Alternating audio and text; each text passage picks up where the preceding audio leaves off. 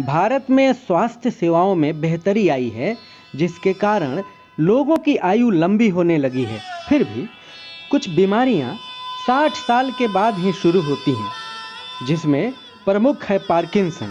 हर साल 11 अप्रैल को विश्व पार्किंसंस दिवस मनाया जाता है। इस बीमारी के विषय में बता रहे हैं डॉक्टर शाहबाज अनीस।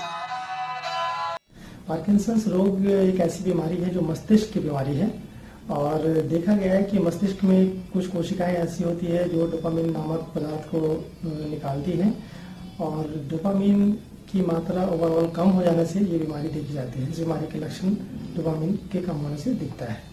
डोपामिन एक केमिकल है जो दिमाग के सबस्टेंशिया निग्रा और इस तरह की कुछ कोशिकाएं हैं जहाँ से रिलीज होती है और एक आदमी के चाल को, एक्टिविटी को वो बिल्कुल नियमित रूप से बनाए रखती है। महिलाओं की अपेक्षा पुरुषों में यह बीमारी अधिक मिलती है।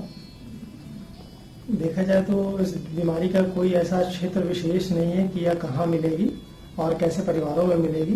किसी भी आयु के, किसी भी 60 वर्ष से अधिक व्यक्ति को दिमागों की बीमारी हो सकती है।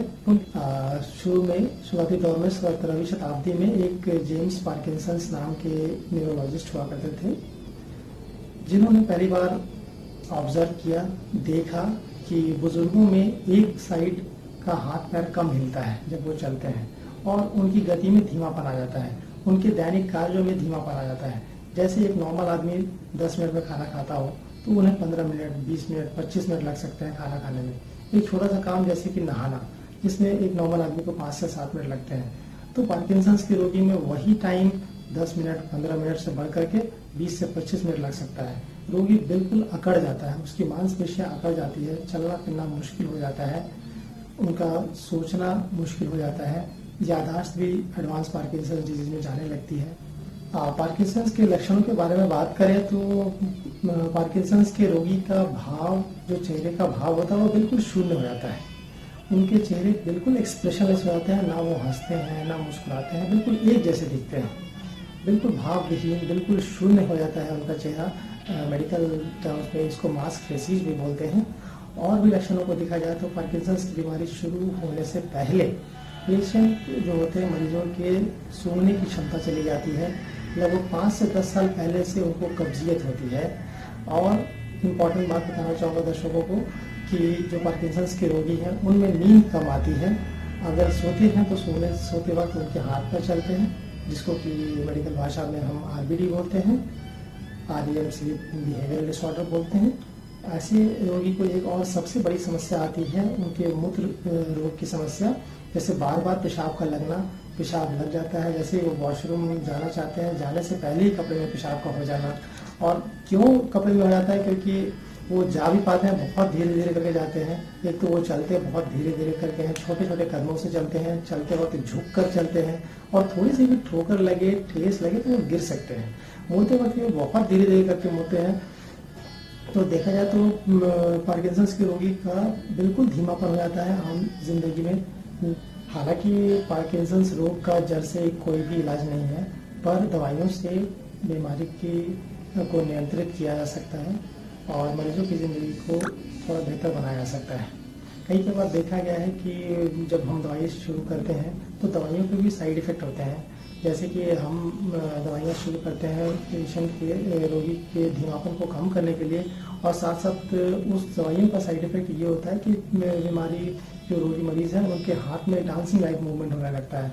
जो कॉमन दवाई यूज़ की जाती है पार्किंसंस के रोगी में, लीवोडोपा और कार्बिडोपा का कॉम्बिनेशन, तो उनका साइड इफ़ेक्ट है कि ये मेडिकल में बताना चाहूँगा, मेडिकल भाषा में, कि इसे लीवोडोपा इंड्यूस्ड डिस्काइनेसिया बोलते हैं। तो कई बार दवाइयों का भी, जो दवाइयों की मात्रा कितनी मिलनी चाहिए रोगी को, वो भी बहुत ही इम्पॉर्टेंट है। एक तरफ हमें देखना है कि रोगी का धीमापन कम हो और दूसरी तरफ हमें ये भी देखना होता है कि दवाइयों के वजह से जो साइड इफ़ेक्ट हो रहा है वो भी रोगी में कम साइड इफ़ेक्ट हो, तो एक बैलेंस्ड वे में रोगी की ज़िंदगी को बेहतर बनाई जा सके। अगर एक बार रोग हो जाए, बीमारी को एक बार हो जाए पेशेंट को, तो उससे हम अपनी औषधियों से, दवाइयों से उसको कंट्रोल कर सकते हैं। डिजीज़ के प्रोग्रेशन को धीमा किया जा सकता है, पेशेंट की ज़िंदगी थोड़ी सी बेहतर बनाई जा सकती है। कोई भी ऐसा विशिष्ट आहार नहीं है जो पार्किंसंस रोग को होने से बचाता है। पर ऐसे रोगी जिनको मधुमेह है, जिनको उच्च रक्तचाप है, जिनके गुर्दे काम करना बंद कर चुके हैं, तो वैसे रोगियों को चाहिए कि अपनी बीमारी के अनुसार वो डाइट लें, अपनी बीमारी के अनुसार वो खान पान लें। जैसे जो डायबिटीज़ के मरीज़ हैं वो शुगर कम लें, मीठा कम खाएं। जो उच्च रक्तचाप के हैं, हाइपरटेंशन के मरीज़ हैं, वो नमक वाला खाना या एक्स्ट्रा नमक खाने में कम खाएं। अपने व्यायाम वो करते रहें। जो गुर्दे के मरीज़ हैं वो अधिक से अधिक प्रोटीन ना लें। इन बातों का उन्हें ध्यान देना है, क्योंकि ये रोगी या उच्च रक्तचाप के रोगी, डायबिटीज़ और हाइपरटेंशन के रोगी ये अपने खान पान को बहुत ही सावधानी से देखें। हो सके तो अपने खान पान का सुझाव वो एक डाइटिशियन से लें, जिससे कि वो सही खान पान कर सकें और अपनी बीमारी को नियंत्रित रखें, जिससे आगे चलकर अगर उन्हें वैस्कुलर पार्किंसन सिंड्रोम होने की संभावना है तो वो संभावना भी कम रहे। बीमारी को कम प्रोग्रेशन हो उसके लिए रोगी को हमें बार बार चलाते रहना है, बार बार एक्सरसाइज करते रहना है। हमारे देश में तो ऐसे भी योग की जो प्रथा है वो पुरानी है। अगर हम अपने बड़े बुजुर्गों को योग के साथ जोड़े रहें और एक्सरसाइज व्यायाम निरंतर रूप से करवाते रहें तो शायद करना बिल्कुल दुरुस्त होगा कि योग करें निरोग। और योग से एटलीस्ट जो पेशेंट की एक्टिविटीज़ है, जो गतिविधि है, वो सामान्य बनी रहे। 12 अप्रैल जो कि विश्व पार्किंसंस दिवस है, उसका मूल उद्देश्य यही है कि हम पार्किंसंस रोग के बारे में जानें, इसके बारे में अवेयरनेस लोगों तक पहुंचाएं। गांव-गांव में, शहर में, मोहल्ले में हर जगह लोग जाने कि पार्किंसंस बीमारी क्या है, क्योंकि हर गांव में, कस्बे में, हर परिवार में 60 वर्ष से अधिक आयु के व्यक्ति हैं जिनको पार्किंसंस की बीमारी हो सकती है। उनके लक्षणों को आप ध्यानपूर्वक देखें, क्या उनके शरीर में कंपन हो रही है, उस पर गौर किया जाए और अपने डॉक्टर से संपर्क में रहें। धन्यवाद।